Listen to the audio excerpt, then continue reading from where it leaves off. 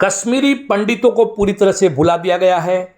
जम्मू कश्मीर में हाल ही में संपन्न चुनाव में कश्मीरी पंडितों का कहीं कोई जिक्र नहीं था। जी हां, 1990 में अपने घरों से विस्थापित हुए कश्मीरी पंडित दिल्ली की सड़कों पर भारत के अन्य अन्य राज्यों में शरण लेने को मजबूर हुए। अपने घर बार संपत्ति को छोड़कर जाने के लिए मजबूर हुए। कईयों को अपनी जान देनी पड़ी। महिलाओं के साथ बलात्कार हुए और जो जघन्य कांड अपने ही देश में कश्मीरी पंडितों के साथ हुआ, उसके बाद यह मुद्दा बना रहा कि क्या उनकी वापसी होगी। किंतु जम्मू कश्मीर के इन चुनावों ने स्पष्ट कर दिया है कि भारतीय जनता पार्टी जहां अपनी पीठ थपथपा रही है कि 5 अगस्त 2019 को धारा 370 और 35 से हटने के बाद वहां नॉर्मल सी लौट आई है, वहीं नेशनल कॉन्फ्रेंस अपनी पीठ थपथपा रही है कि उसे एक बार फिर से एक्सेप्टेंस मिली है। हालांकि कांग्रेस और पीडीपी हाशिए पर चली गई है, लेकिन इन पूरे चुनाव में वास्तव में अगर किसी का सबसे बड़ा नुकसान हुआ है तो वो 5 लाख विस्थापित कश्मीरी पंडितों का हुआ है, जिनकी लौटने की उम्मीद अब लगभग खत्म सी हो गई है। इस पर सुशील पंडित, जो कि खुद कश्मीरी पंडित है और कश्मीर पर एक्सपर्ट है, उन्होंने अदिति ऑफिशियल के साथ एक बातचीत की और उस बातचीत में कश्मीर के पूरे हालात पर बहुत ही शानदार बयान दिया है, टिप्पणी की है। उसे सबको सुनना चाहिए और उस बयान के साथ साथ आज सबको चिंता करने की जरूरत है कि क्या कभी कश्मीरी पंडितों को अपने देश में न्याय मिल पाएगा। देखिए, पिछले 35 वर्षों में ये कश्मीर का 5वां आम चुनाव है। ये 5वां असेंबली इलेक्शन है और ये 5वीं दफा हमारी अनुपस्थिति का कश्मीर से मखौल उड़ाया जा रहा है। लगभग 5 लाख हिंदू अपने घरों में नहीं हैं, घाटी में, और सब कुछ ऐसे हो रहा है मानो कुछ हुआ ही ना हो। बल्कि हमारे जातीय विध्वंस पर, हमारे निष्कासन पर ऐसा लगता है कि ये लोकतंत्र की, चुनावों की मोहर लगाई जाती है बार बार, मानो ये आम बात हो गई हो और हम आगे बढ़ जाएं, इसको भूल जाएं, इस पर पर्दा डालें, इसकी चर्चा ना करें। तो ऐसे क्षोभ में मैं इन चुनावों का आपके साथ विश्लेषण करने बैठा हूं। कश्मीर को हम किस दिशा में जाता देख रहे हैं? कश्मीर उसी दिशा में बढ़ रहा है जिस दिशा में पिछले 35 वर्षों में बढ़ रहा था। बीच में एक आशा की किरण आई 370 के विदाई पर, तो ऐसा लगा कि ये देश अब रास्ता बदलेगा। अब तक जिस जिहाद पर पर्दा डालने का प्रयास होता था, जिसको भटकाव या अलगाव कह के कम आंका जाता था, जिस पर दिल जीतने का प्रयास होता था, जिहाद की कमर तोड़ने या जबड़ा उखाड़ने की कोशिश नहीं होती थी, उस पर विकास की वर्षा कर कर लगता था कि सब ठीक कर देंगे। जब 370 की विदाई हुई तो लगा कि अब सिर्फ पत्तियां और टहनियां नहीं छाटी जाएंगी, तने और जड़ पर वार होगा। लेकिन ऐसा नहीं होता दिखा। 5 साल ऐसे ही निकल गए और सुप्रीम कोर्ट के आग्रह पर, उसकी जिद और हठ पर ये चुनाव कराए गए। चुनावों से कोई विशेष नतीजा निकलना दिखाई नहीं पड़ता था। सिर्फ इतना था कि लोग भरे बैठे थे कि कैसे पीडीपी को पीटा जाए, उसको भाजपा के साथ तालमेल करने की सजा दी जाए, और ले देकर बचा नेशनल कॉन्फ्रेंस। तो लगता था अब उसकी बारी है। बीच में केंद्र खेल करना चाहता था कि चलिए कुछ इंडिपेंडेंट खड़े हो जाएं, एक नई खेप नेतृत्व की, राजनीति की शुरुआत हो। कुछ लोग चेहरा मोहरा बदल कर, अपने हाव भाव बदल कर, अपनी पार्टी बदल कर, सिंबल बदल कर नए सिरे से चुनाव लड़ें। वो सब भी हुआ, वो सब नाटक भी हुआ। पार्टियां टूटी, नई पार्टियां बनी, नए चेहरे आए, कुछ पुराने चेहरे अपने वेशभूषा बदल कर आए।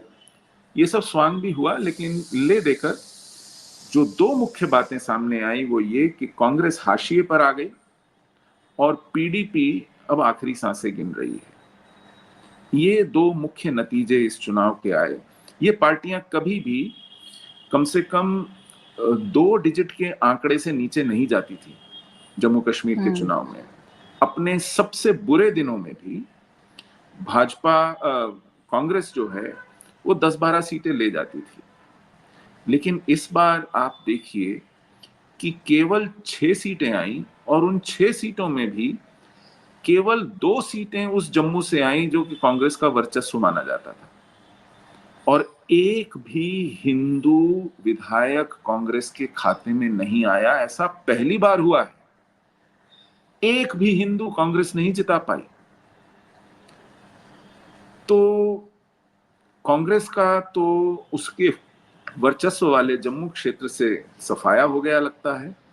वहीं से उसके उप मुख्यमंत्री बना करते थे, वहीं से वो साझा सरकारों में अपनी जमीन तलाशा करती थी। अब वो बात नहीं है, और जो घाटी से इनको 4 सीटें मिली हैं वो भी नेशनल कॉन्फ्रेंस की बैसाखियों पर मिली है। उनकी दया धर्म पर वो जी रहे हैं। तो लगता है कि कश्मीर के राजनीतिक पटल में ये एक बड़ा बदलाव हुआ है। उनको कांग्रेस को जम्मू दिया था संभालने के लिए, वो वहां 15-15, 20-20 हजार वोट से हारे हैं। मतलब कहीं वो दौड़ में भी नहीं थे। और कश्मीर में तो खुद अपने घर में इल्तिजा मुफ्ती अपने शुरुआती चुनाव में बुरी तरह हारी है। खुद सज्जाद लोन 2 जगह से चुनाव लड़े, दूसरी जगह हारते हारते बचे, मुट्ठी भर वोटों से जीते। तो जिसने घाटी में भाजपा को छुआ या उसके नजदीक पाया गया, उसको भी पटकनी मिली। भाजपा तो खैर चुनाव लड़ने की हिम्मत ही नहीं जुटा पाई ठीक से। लोकसभा के चुनाव तो बिल्कुल ही नहीं लड़ी, और विधानसभा के चुनाव भी लगभग दर्जन 1.5 दर्जन सीटों पर अनमने ढंग से लड़ी और कुछ खास नहीं कर पाई। और इसका नतीजा ये है कि आज नेशनल कॉन्फ्रेंस पूरी घाटी का नेतृत्व कर रही है करीब 42 सीटें लेकर, और भाजपा के खाते में 29 सीटें आई हैं। और इन 29 सीटों में वो जम्मू की एक छत्र पार्टी होकर के उभरी है। आपकी जानकारी के लिए बता दूं कि पूरे जम्मू कश्मीर क्षेत्र में केवल 33 सीटें ऐसी हैं जो हिंदू बहुल हैं। इनमें से 29 सीटें भाजपा जीती है।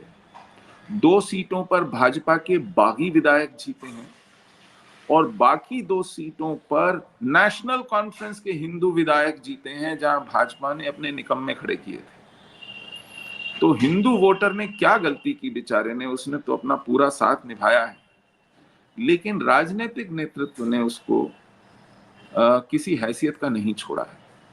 नेशनल कॉन्फ्रेंस और पीडीपी ने तो घाटी में हिंदुओं को तिल धरने की जगह नहीं दी, जबकि जम्मू क्षेत्र ने कम से कम नेशनल कॉन्फ्रेंस के 2 उम्मीदवार जिता दिए,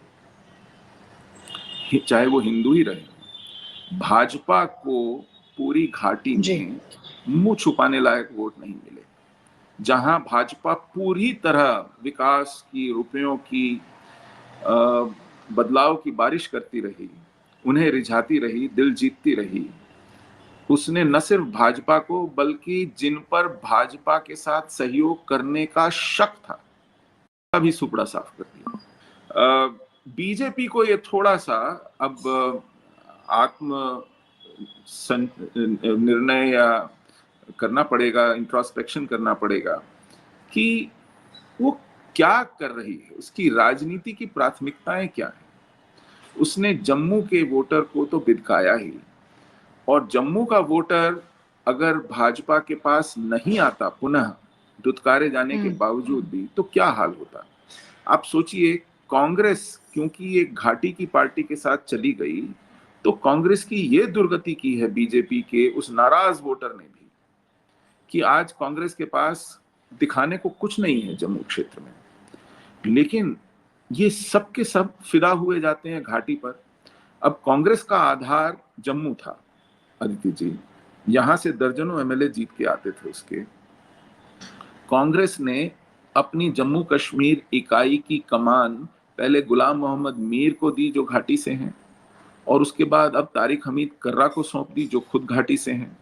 और इनका घाटी में बिना पीडीपी नेशनल कॉन्फ्रेंस के कोई खास आधार है ही मौजूद नहीं। नहीं है।